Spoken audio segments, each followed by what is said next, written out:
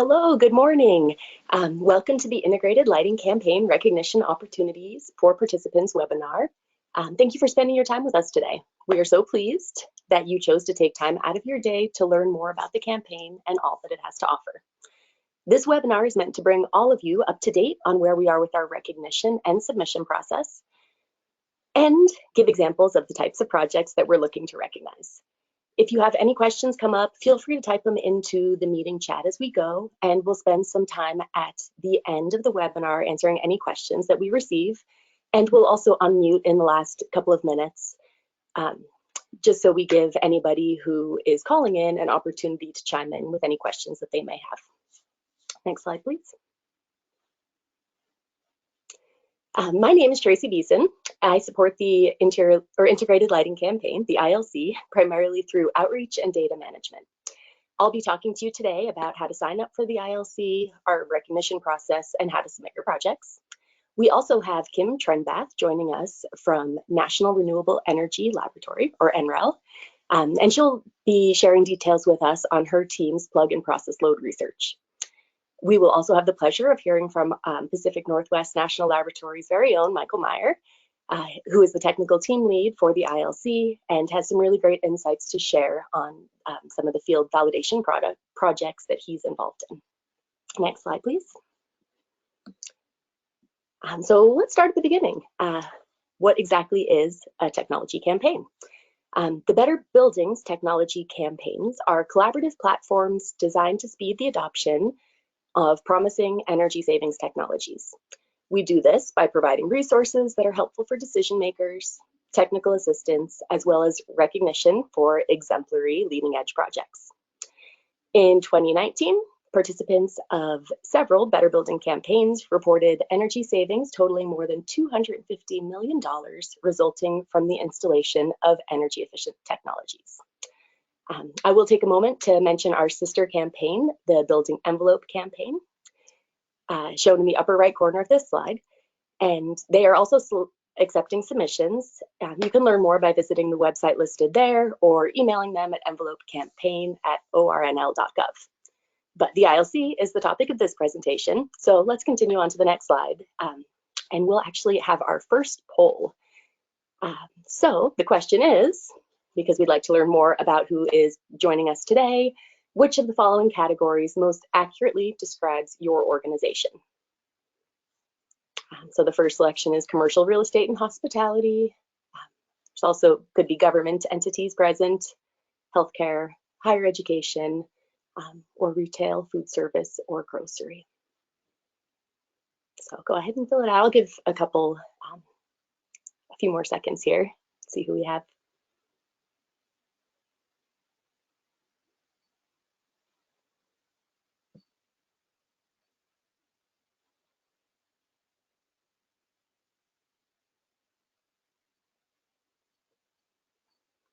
All right, so it looks like we have representation from all the different sectors here. That's excellent. Great, so thank you very much for taking the time to join. Let's move along to the next slide, and I will share a little bit about our campaign organizers. The organizers are the primary planning and management team partners for the ILC. They are the Better Buildings, an initiative for the U.S. Department of Energy, Design Lights Consortium, United States General Service Administration, Illuminating Engineering Society, International Facilities Management Association, Lighting Controls Association, and International Association of Lighting Management Companies. Our organizers help provide guidance and support our outreach efforts as their interests align with those of the ILC. Two of our organizing partners have interests and experience that align specifically with building owners and operators, or our campaign participants, you all, and they've agreed to join us to share some details about their organizations. So let's move along to the next slide, and I will introduce Tyler Cooper from the U.S. General Service Administration. Tyler is with the Office of Facilities Management over at GSA. And Tyler, would you please share with us more about GSA and how relevant advanced lighting controls and system integration is for building owners and managers? Thanks, Tracy. Yep. Welcome everyone. We'll go next slide. So GSA, we're the largest landlord in the U.S. We've got about 21 properties, mix of owned and leased portfolio, looking at roughly $325 million annual energy costs for owned real estate. Next slide. So looking at it in terms of overall impact that we have, lighting obviously consists of a large makeup of that building. Building energy costs, about $36 million that we're estimating we spend annually on lighting in our buildings. One such means that we've gone through to test all of this is our GPG program, which is kind of functions in conjunction with all of this to test new innovative technologies. So in 2018, we published our advanced lighting controls solution, going over all of this, and found that through upgrading with advanced lighting controls in the buildings and LEDs, looking at 78% lighting energy savings overall. This is an example from a federal building in Chicago where we implemented such solution. Next slide. So part of this, our main design requirements that align with ILC is our P100, which is our overall design solution. That draws from both standards with IES as well as ASHRAE to make sure we're meeting top performance requirements with that. Goes with a lot of prescriptive lighting controls as well as performance requirements meeting that. So from a perspective with ILC and integrating this in with our buildings, I would consider it similar to Energy Star LEED recognition, where reflects positively on the building managers. Bringing in future tenants, you can advertise that ILC recognition and to the success of the overall building, and feeds back positively in getting that tenant coordination there. Next, and with that, I'll pass it back to Tracy. Thank you so much, Tyler. Next, I have the pleasure of introducing Bill Conley, who is a fellow of the International Facilities Management Association, or IFMA. So take it away, Bill. Thank you, Tracy. IFMA has served as an organizer of the ILC since its inception, actually as the Integrated Lighting Campaign, basically because of its mission and the fact that so many of our members can benefit from this program. And not only do I represent IFMA, I'm also a facility manager for Yamaha Motor Corporation. Through the ILC, Yamaha has received recognition for excellence in lighting for 2 of our facilities, one in California, one in Georgia. And we're looking forward to integrating controls and improving our energy consumption. But not only is such recognition a feather in our cap, but it really shows upper management that we are committed to energy conservation and the triple bottom line. And even though the ILC is US based, we do have members in 112 countries. I'm sorry, you should have gone to the next slide. I apologize for that, Nina. There we go. So we have over 24,000 members, or almost 24,000 members. We have professional advancement, our credentials, one of them being the sustainability facility professional, and lighting obviously plays a big part in that. We have events and conferences where we talk about lighting. We have vendors and providers. In fact, Felipe, who's on this this webinar, and I did a presentation a couple of years ago at IFMA, our World Workplace. We had about 4,500 people attend that function. Our audience was probably 150, maybe 200. And we have our knowledge library where we have knowledge and information, which is cutting edge, and a lot of the ILC content is uploaded onto that, so our members can benefit from that. Next slide, please. So we have more than 78 billion square feet of property. Think of the impact over 23,000 FMs can have on energy conservation. This is why the ILC is so important to IFMA members, and why recognition is so important, so people know that we're really making inroads in energy conservation. According to the EPA in the United States, over 71% of overall lighting is attributed to commercial buildings, and 35 to 50% of total energy consumed in a commercial building is on lighting. We've also seen that some commercial spaces, in some commercial spaces, up to 90% of lighting energy can be unnecessary expense through either over illumination, the use of the wrong lamp types, or not properly integrated as we go into the Internet of Things, the IoT. So these are some of the negative impacts that the ILC is trying to minimize. And IFMA is proud to be an organizer and a partner in this effort. So Tracy, back to you. Thank you so much, Bill. What a great overview. So now that we have heard from our let's skip right ahead. Thanks, Nina. Now that we've heard from our organizing partners that most align with this audience's interests, let's spend a few minutes talking more about the focus of the campaign, which is, of course, largely focused around energy savings. Of course, there are continuous advancements in luminaire efficacy, and we'll never stop encouraging our partners to seek these high-performing pieces of equipment for their projects. And in fact, the precursor to this campaign, or the interior lighting campaign, which some of you may remember or have participated in, was focused all around efficient equipment and controls. And you can still find the relevant resources from that campaign archived on the Better Buildings Solution Center.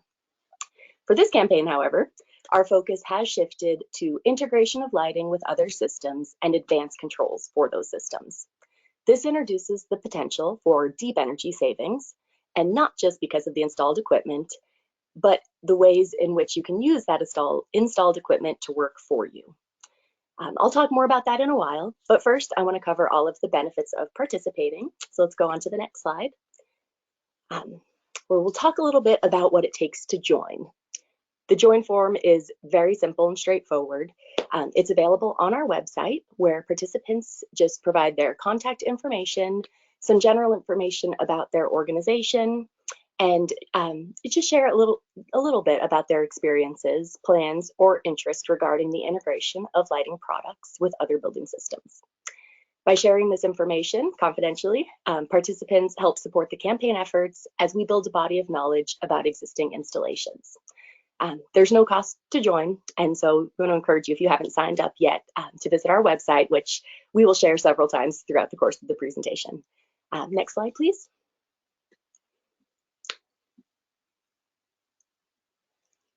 So one of the first benefit that I'll cover in joining is technical assistance.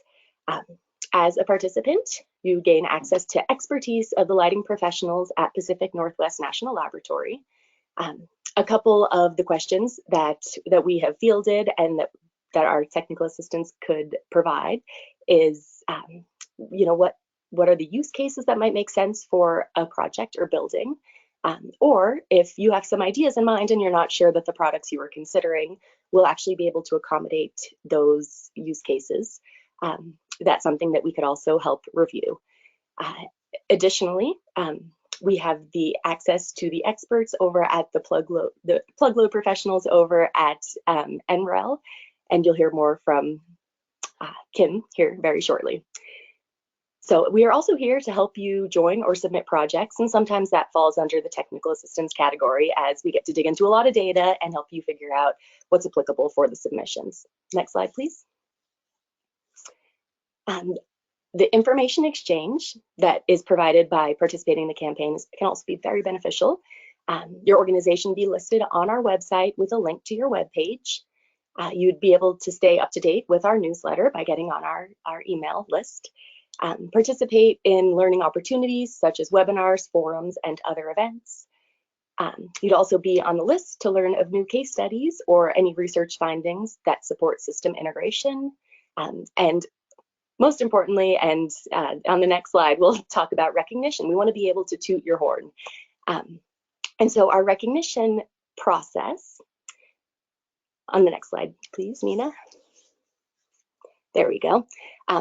We defined some categories that we're looking for projects in these specific technical areas. And so right now, our submission process is already open. It's set to end here in the middle of March, and it's all lined up so that we can have recognition event here in fall of 2021. And so the next slide, we'll talk a bit about the resources that are available through the website. And this is a really, really useful piece of participating. We've got a fabulous compilation of resources on our website. I definitely encourage you to go check them out. You can find national databases and lists for connecting to local utility incentive programs, discover research organizations that are publishing relevant materials. You can learn more about energy savings use cases that help you maximize your efforts in building systems integration, find trainings and webinars that can be leveraged for staff training or continuing education for design professionals.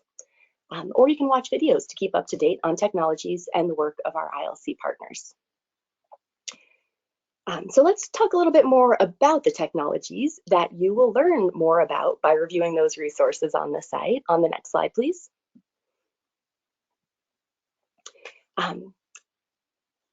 So energy code requirements have increased in recent years, but there's still a long way to go with advanced lighting controls for both energy savings and occupant satisfaction. Advanced lighting controls can help maintain appropriate light levels, providing user flexibility through lighting controls such as dimmability, different bi-level techniques, and of course for energy conservation.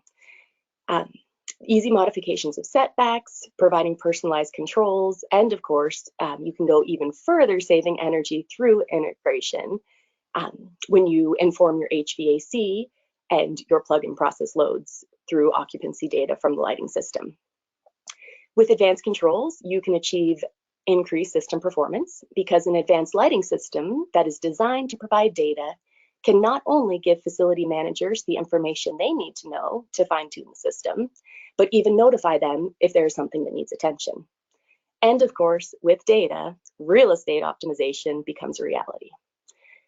Leveraging that same data can also streamline luminaire maintenance, help inform the cleaning schedule so time isn't wasted for spaces that haven't been used, which could greatly impact your property service efforts. And as far as well-being goes, for any of you that have researched or implemented any sort of color tuning lighting systems, you know that advanced lighting controls are necessary there to attain the proper functionality.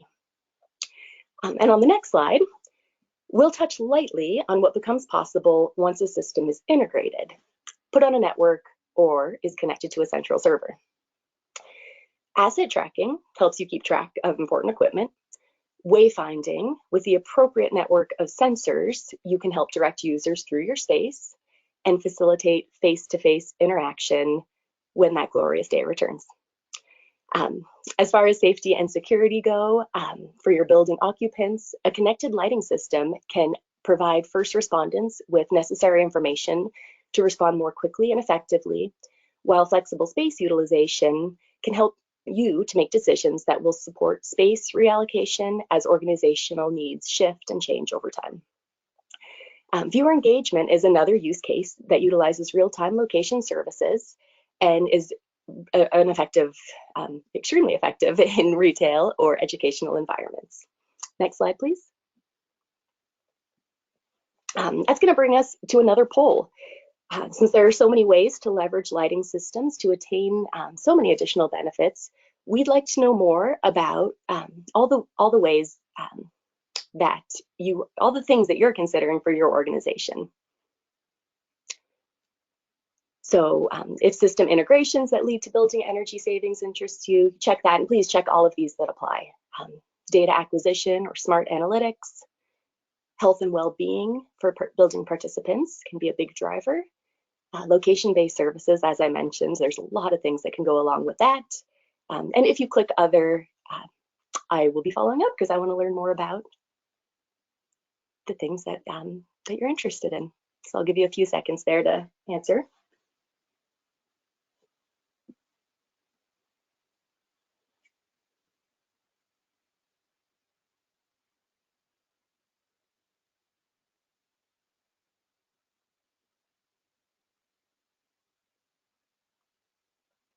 All right, awesome. It looks like we've got a lot of folks wanting to save energy, but interest all over the board. Very cool. Great. Thank you for sharing that with us, everyone.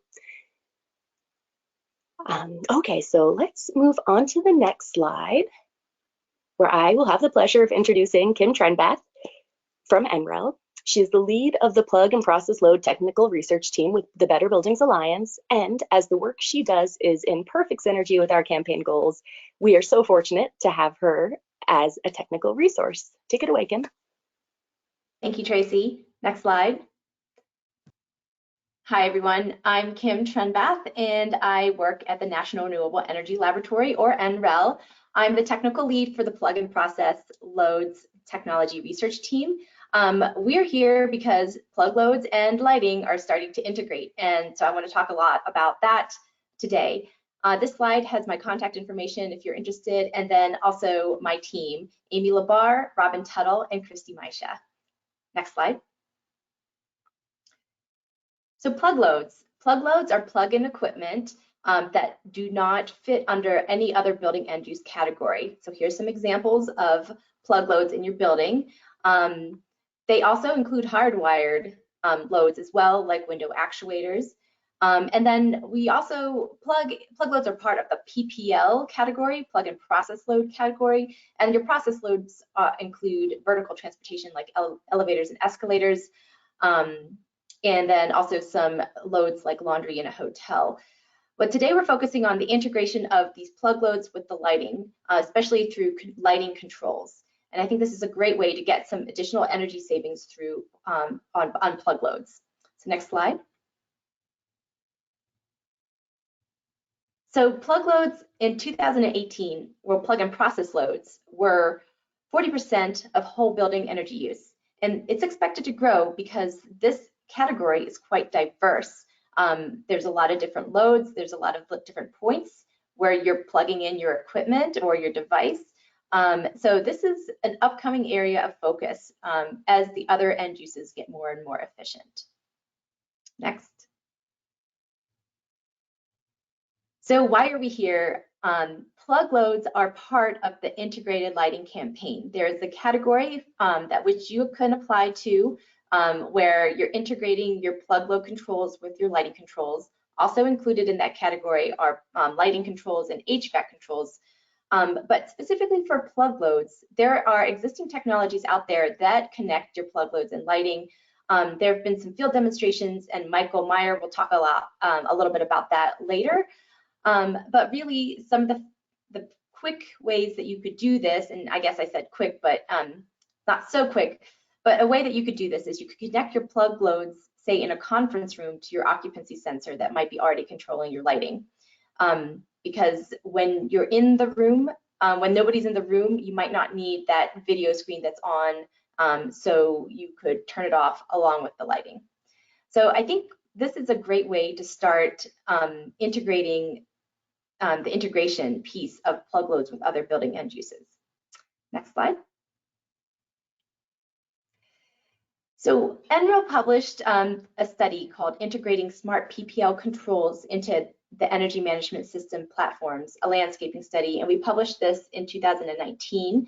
And this really set the tone for a lot of the research that we've been doing ever since. So you can see here in this figure that we're talking about plug loads integrated with lighting and HVAC through the energy management platform. And there's some projects that are going on right now that focus on just that. There's a project sponsored by the California Energy Commission where plug loads are connected to the building automation system, and that's going to be demonstrated in the next couple of years. So this paper really set the tone for some of this work that's happening and being funded now. And then another thing is that the integration with plug loads and lighting, that's another piece of it, starting to integrate more at the room by room level. Next. So when we're starting to think about plug load strategies, plug and process load strategies and controlling your plug loads, one thing that's unique about this end use is that it's really important to have management strategies in place when you're thinking about what you want to do to your building. So there's engineering solutions and there's management strategies. And this slide focuses on the management strategy. NREL recently released a document guiding strategies for office and retail plug load controls, and you can access the retail one at the site that's at the bottom of the slide. So what can you do to start implementing strategies? So first of all, it's important to have a PPL champion in your building. This is the person that can identify where the plug load waste is and start implementing strategies. So it's always good to have one point of contact who's in charge of motivating everyone in the building to start behaving in a way that will have more efficiency from plug loads. And then the champion can institutionalize PPL reduction practices. This is basically putting down in a strategy and getting everyone on board that, hey, we're going to do this. We're going to either start making sure that we enact computer sleep settings on, or we're going to put in smart outlets to control the energy use coming from plug loads in this building. And then the third column here is establish the business case for PPL reduction. Obviously, if you're going to make a change, you want to have a business case. So that business case could be energy savings or cost savings, but it could also be things like asset management. So some of these technologies allow you to meter your plug loads. These are called smart outlets. And that metering could tell you some information about the load that you're metering. Maybe it needs to be replaced because it's wasting too much energy, or because it's at its end of life. And then finally, educate your employees on the benefits. So this is basically communicating out to everyone in the building. Some building occupants are from different organizations, but we do have some case studies where we've implemented strategies for plug load control, and they've communicated to all the occupants in the way that they would normally communicate other things, maybe through chats or internet websites on what is going on with the plug load controls in the building. And when I speak about plug load controls, I mean, we can, if there's the integration with lighting and plug loads, that's also important to be communicating as well. Next. So here's the engineering control strategies that you can implement. We have automatic receptacle controls, which automatically shut off the power the power to your device after a time or based on occupancy sensors. So these technologies that integrate plugs and lighting is already in place. I will say that all these technologies can be overridden. It's really important that we note that, because it just doesn't shut it off completely. You can turn them back on. The occupant can turn them back on when they need it. It's just a button on the receptacle. There's also smart outlets that meter as well as apply controls to the device that's plugged into it. And then there's advanced power strips that have been around for a while. Next. So if you would like to learn more about plug and process loads and the different strategies and technologies, please visit our website. Here is the website. On this website, we have recorded webinars. So we have best practices from other portfolio owners, building portfolio owners who have implemented strategies for plug loads. We also have presentations about the different technologies.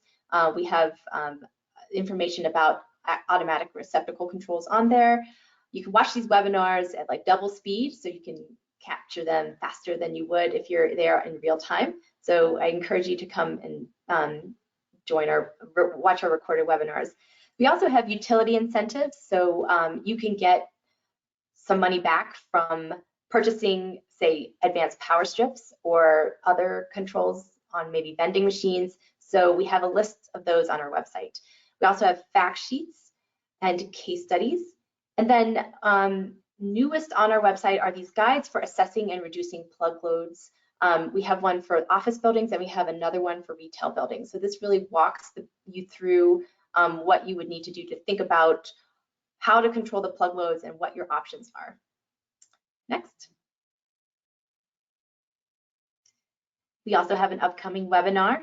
This is beyond energy efficiency, how your device usage patterns affect energy consumption. And I'll give you a spoiler that it does, the way you use the device will impact your load profile. So please join us, register at the link below, and we're going to be hosting this webinar on March 17th. Our presenter is Joy Pixley from the California Plug Load Institute. Next. And if you have any questions on what I've said today, please contact me or contact my team. Our emails are here and our website is at the bottom. Great, thank you. Thank you, Tracy. Thank you so much, Kim. I really appreciate that. So much good information, and that fact sheet that she mentioned is excellent. Definitely recommend going to check that out. Now, I present to you all one of PNNL's own lighting experts, Michael Meyer. Will you please share with us some of the things that you have learned through your field validation work? Yes, and please take me to the next slide. I'm going to share a couple of real projects. We are in the final stages of disseminating the results. So this is a GSA building. As Tyler mentioned, they're the largest real estate holder in the United States. This is a 45-ish story high-rise in downtown Chicago.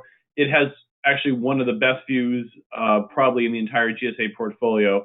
They used LED retrofits, added in sensors to each retrofit, and then ideally we were going to use the lighting control system to communicate with mechanical system, and then we also explored Internet of Things, or IoT, with it. As you can see, going to adding in LED retrofits as well as controls saves significant energy. We were able to save about 63% of the previous energy.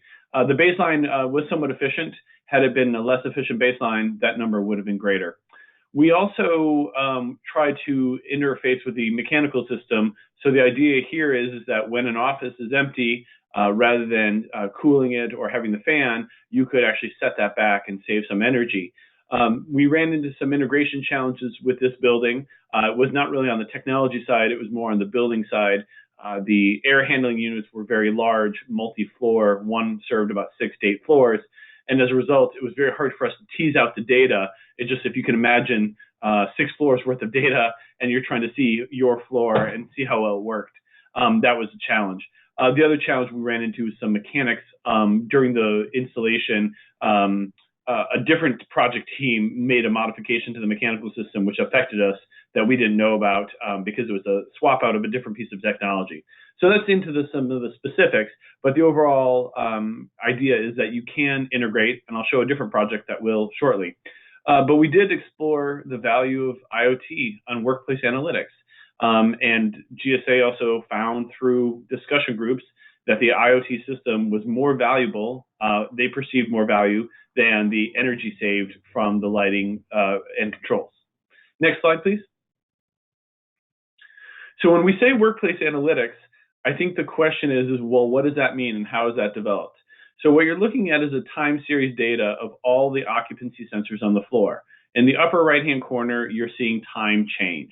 The blue circles indicate what the occupancy sensor is seeing.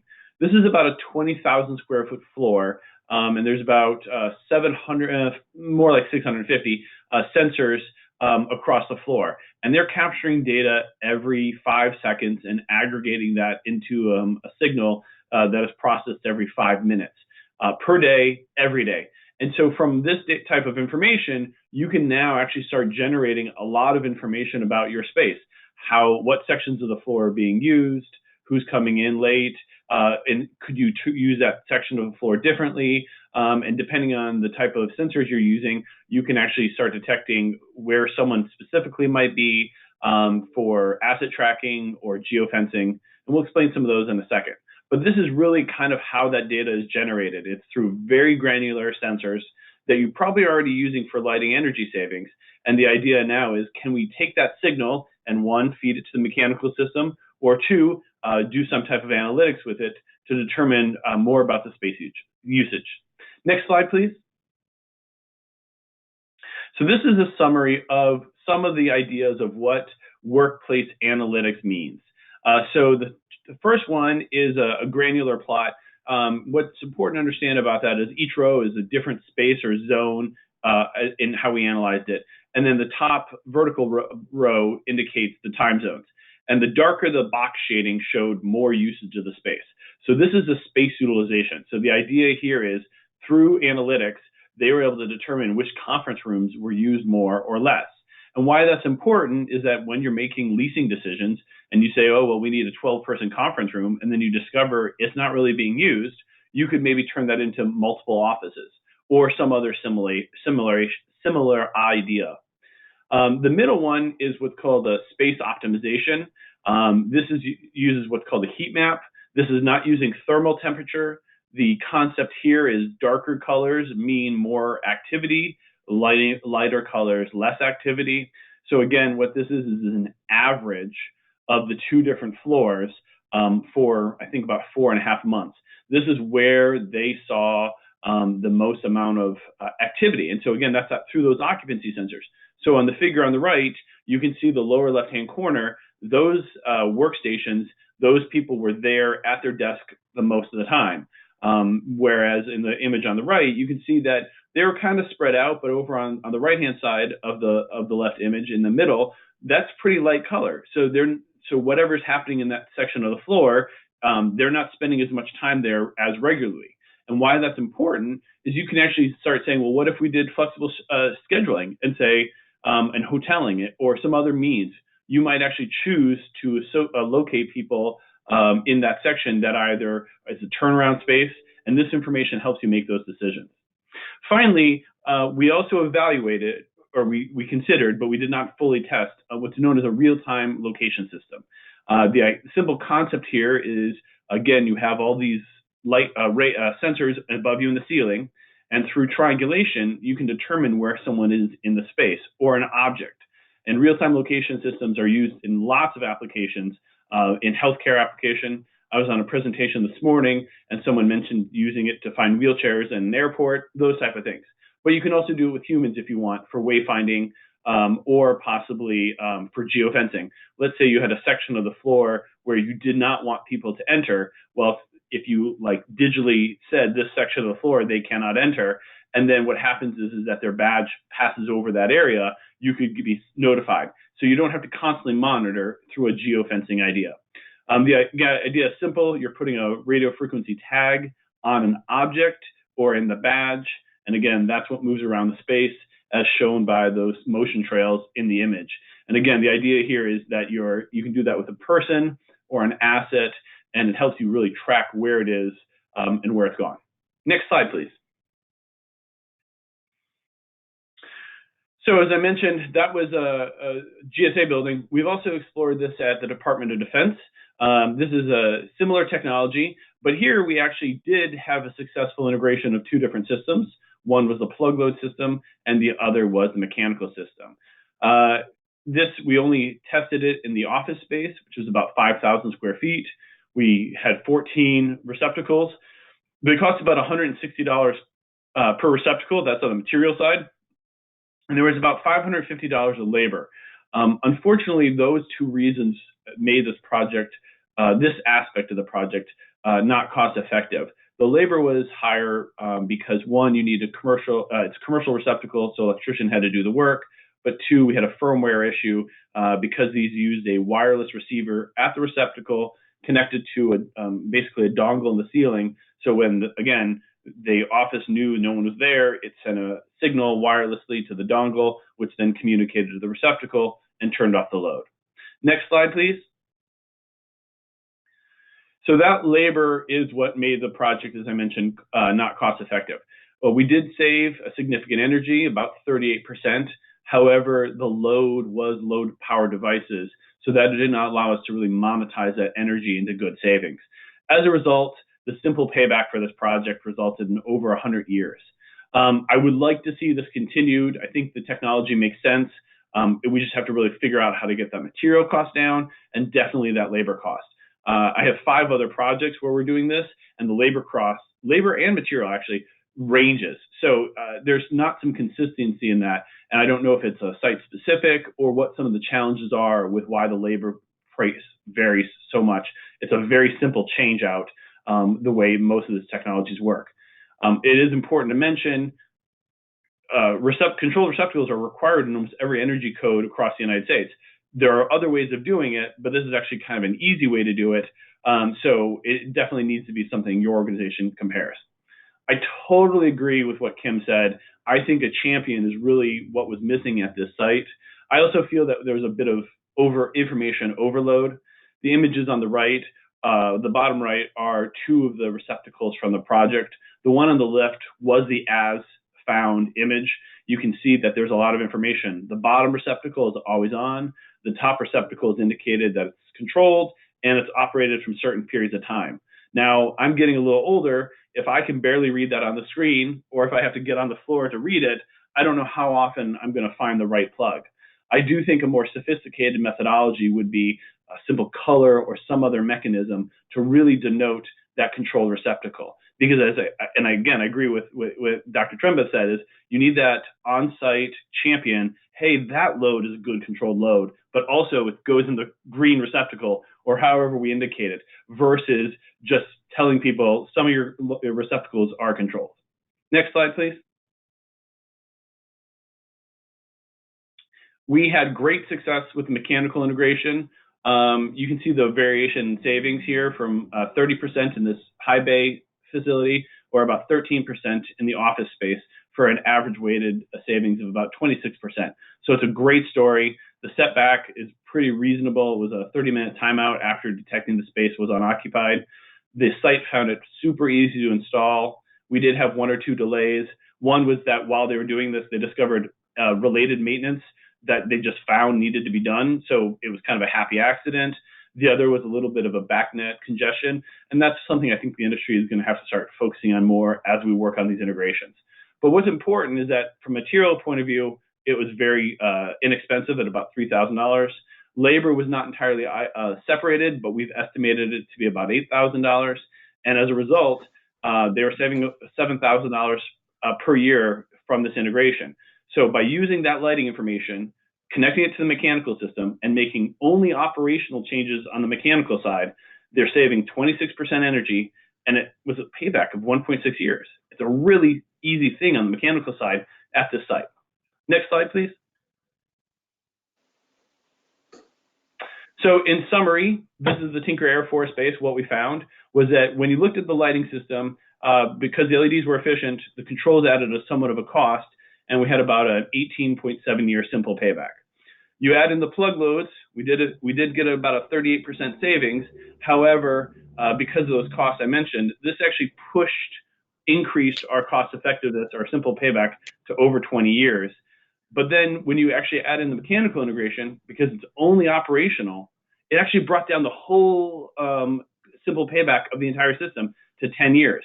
My opinion is, if you're going to do an advanced lighting control system, don't stop at lighting and really start looking at mechanical and other things on what you can value, because you really make that next step and get true value. Next slide, please. I'll turn it back to Tracy. Excellent. Thank you so much, Michael. Wow. Can we ever see the benefits of sharing and learning from other projects, hearing about the variety of the different savings and the lessons learned there? It's very useful information. So now that we've heard about some of the applications of some of these technologies, I'd like to talk more about the recognition categories for the integrated lighting campaign. First of all, we want to hear about all of the new and clever ways that you're controlling your lights. This can be anything from the advanced use of sensors, which is going beyond typical occupancy sensing applications into things like temperature or humidity sensing, to controlling tunable LEDs, either locally or in response to available daylight. So we do have that particular interest in projects enabling the deeper operational savings that are possible in lighting applications, or that create an enhanced user experience. So on the next slide, I'll talk about our final three categories, which are more focused around integration of lighting with other systems. So as you see on the screen, we do have a category specifically for plug and process loads, which Dr. Trenbath discussed in detail, and also integration with HVAC systems, as both of these approaches have shown really, really great potential for energy savings and we want to learn more from you all about what that looks like in your facilities.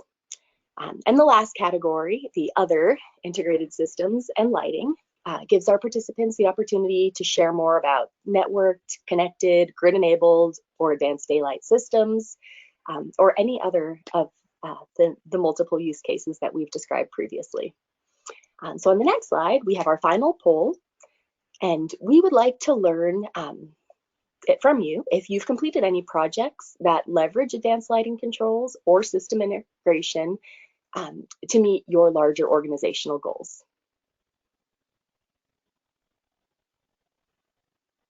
So yeah, let us know if you have a project to submit. I can follow up with that, or if you're working on something now that you think might be applicable, or if you could benefit from the technical assistance that we offer. Let us know that you're considering some things, or if you find building control integration to be prohibitive, we'd like to also learn more about that. So go ahead and check whatever applies. I'll give you a couple more seconds.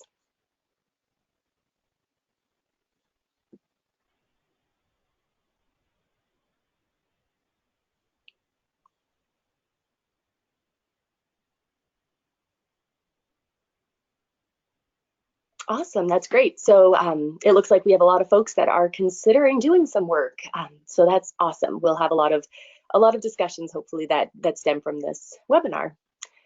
So let's get to the next slide here, and I will introduce to you California State University of Dominguez Hills. This is one of our participants. And the energy manager over at CSUDH, Kenny Seaton, was kind enough to share details on this project with me so that I can show you all how to approach the submission process. So I'll give you a little bit of detail on the project, and then we'll go into actually seeing the web forms and seeing what it looks like to get to the submission. So CSUDH was established in 1960. There's over 17,000 students, 346 acres in the South Bay region of LA. Kenny's been with CSUDH for quite a while. In 2013, he began to realize all the potential for system integration and it really advanced technologies and efficient equipment. And so at that point, he began to install products that would facilitate functionality for integration down the road. He just took off a small portion, and at first he did just 10 zones of the HVAC system back in 2013. And so with this step approach, he was able to upgrade all the lighting over the course of 7 years. And in 2015, the software became available that allowed them to tie the lighting system to the BACnet. And so they were able to integrate the HVAC system for the first installations with the lighting system, and saw great savings reduction in the HVAC energy use in those spaces. And so slowly over the course of the years, all the upgrades in the building were made. And then just in 2020, all of the lighting upgrades were complete, and they completed the integration of Welsh Hall with the HVAC system, the whole building. And they fine-tuned the light levels, but with individual user preferences, and are very pleased with the results. So I'll show you in a moment what it looks like for Kenny to submit that project, but I also want to call out this tiered approach to unlocking the potential for integrated lighting. By taking this project in bite-sized chunks, if you will, they've been able to refine the process, understand the benefits, and now they have a framework that they'll be applying to the rest of the campus. In fact, some of these integration concepts are now have been accepted in a bid for a new building. And so additionally, the sensors that were used also have Bluetooth beacons. And so Kenny is already thinking about all of the added potential for operational excellence as he progresses into the next level, which is tying more things together, and by actually taking that Bluetooth mesh network online. So on the next slide, we'll talk a little bit more about the project submission itself. When you visit our website, and you see the web address up there at the top, integratedlightingcampaign.energy.gov, You'll see two ways to access the submission form, either there in the center near the highlight article or up along the top in the recognition dropdown. Once you click on the submission link, you'll be asked for your contact information as seen in the next slide. So to submit a project, here we'll wait for this, there we go. So you'll pick the exemplary participant selection. We do have some supporter recognitions, but for projects, you'll be clicking on that upper bubble there, as you see in the slide. And we are primarily looking for benefits, outcomes, as well as the novelty of any approaches, such as how the luminaires are connecting or how data is being leveraged. You'll see that in the next slide. You'll progress, please. So for CSUDH, the project falls nicely under the advanced use of sensors and controls, as the sensors that were used include advanced capabilities, and the personalized bi-level switching strategy showed a notable reduction in lighting energy use. The project also successfully integrated the HVAC system, so it could also be submitted under the integrated controls for HVAC and lighting systems. So you can select all the categories that apply, and you tailor the narrative to highlight the benefits associated with that category. So on the next page, if you'll please progress, you'll see that Kenny and I worked up a narrative describing the complete project description and benefits under the advanced use of sensors and controls. And so through this submission process, we really want to learn about the benefits, both energy and beyond, estimated or measured, and measured if possible, along with any of comments or perspectives from building occupants that will shed light on the benefits that are more challenging to quantify than energy data. Of course, energy data, if you have actual energy data, that's wonderful. We definitely would love to have that as part of the narrative in the submission. Because really the more detail that you can provide in the narratives, the better we'll understand your projects. And that's really the goal here. So that's it. For each category, there's a simple 2 boxes where we're just wanting to learn more about the project itself, how you reached your goals, and then a little bit about what that looks like and the benefits associated with it. So that's it. If you keep scrolling on the website, there's a submit button at the bottom of the page. I have taken screenshots here so as to reduce any technical challenges. But if we progress to the next slide, you will see my contact information. And if you have any questions about the submission process, or if you go out to the website and run into any hurdles at all, please don't hesitate to reach out. My phone number is there. You can email me at tracy.beeson@pnnl.gov, or just go ahead and email integratedlighting@pnnl.gov. And somebody on the team will definitely be in touch because we would love to learn more from you guys. So now we have a few minutes left for Q&A. We had a lot to cover, so we don't have a ton of time, but let's see. Felipe has been fielding the questions. Felipe Leon is on the Integrated Lighting Campaign team. Felipe, are there any questions that we can address now before we open up the mics for anybody who wants to ask verbally? Yes, Tracy, and I welcome all the panelists to join us on video if they'd like. I've got a question for you real quick here. Projects from a few years ago, can those be okay for submitting for recognition? Yes, absolutely. If they fall into our categories, we would love to hear about them. And even better, if they're a few years ago, you might have some more data and insight to share. So yeah, please don't hesitate to submit projects even from a few years ago. Great, thank you so much, Tracy. I've got a question here for Kim. Kim, I saw Michael Meyer's presentation, it says here, and there is significant cost in the plug loads. So if I want to get the most most ROI out of those plug and process load systems, what are some of this equipment that I should be targeting, and any other tips that you might have to get a better ROI? So I think instead of giving you specific recommendations for equipment, I do think that, and then Michael had touched on this a little bit, that when you do decide to integrate your lighting and your plug loads, you not only have to do that technically, you also have to kind of work with your occupants so that they understand the system and understand how it works. So I think that if you have that overall approach of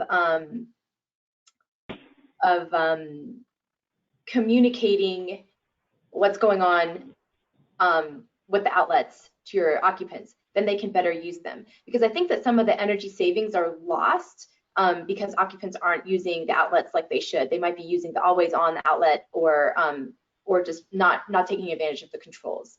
So that's one answer.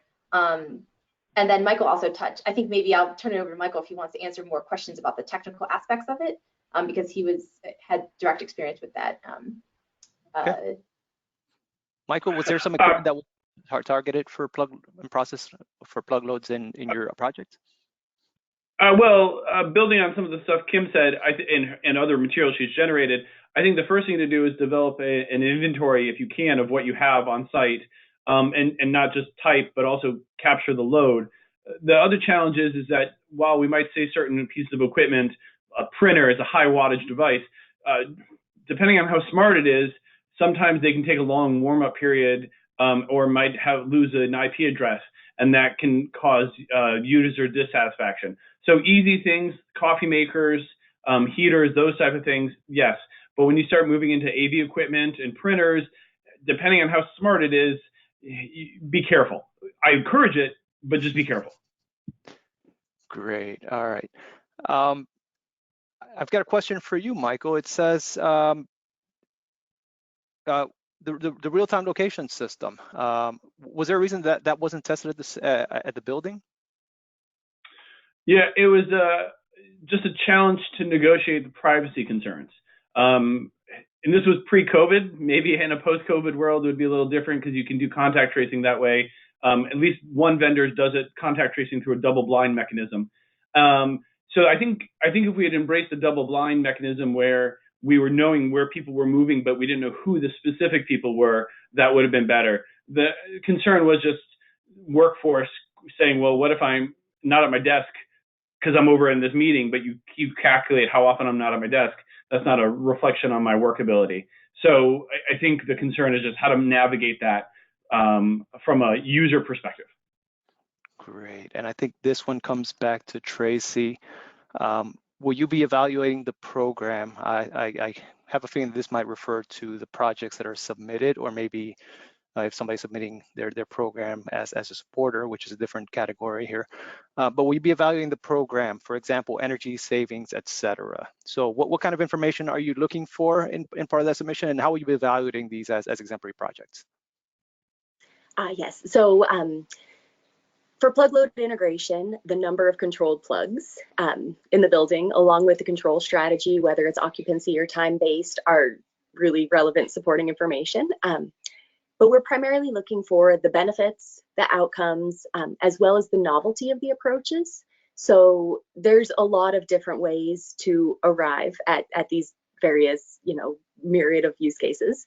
And so we want to learn about how you did it. And then, of course, energy savings is key.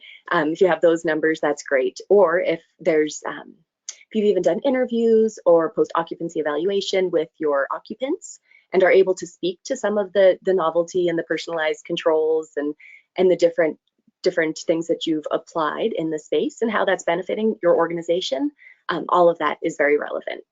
Great, thank you, Tracy. I know that we better have, oh, go ahead. Yeah, we better open up the call, yep, or yep. In case there's any. I will kick it back to you. Yep. We Perfect. want to open up the microphones. Nina is going to go ahead and open up the microphones. Everybody's going to be muted, but if you have a question, please unmute and go ahead and ask it now.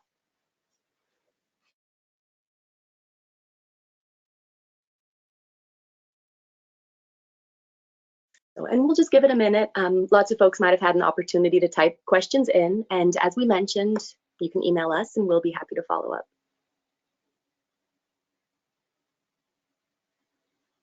So it sounds like we might not have any verbal questions. I've got one, so, Tracy. Oh, yes, Felipe, go ahead. How about new construction? I think we went through the presentation. Are those eligible? Yes, new construction is most certainly eligible. As we're not, even though you won't have a baseline, still the the technologies and the different approaches that you're implementing are very relevant, and we can still determine energy savings based off of a code baseline for your building. But we definitely would love to learn about new construction and the things that you're implementing there. Great. Thank you, Tracy. So yeah, thank you all. Thanks everybody for joining. Thank you to our panelists for your time and your expertise. And hope you all have a wonderful day, and we'll look forward to hearing from you and look forward to seeing those building submissions. So take care, and we'll see you next time. Thank you. Bye.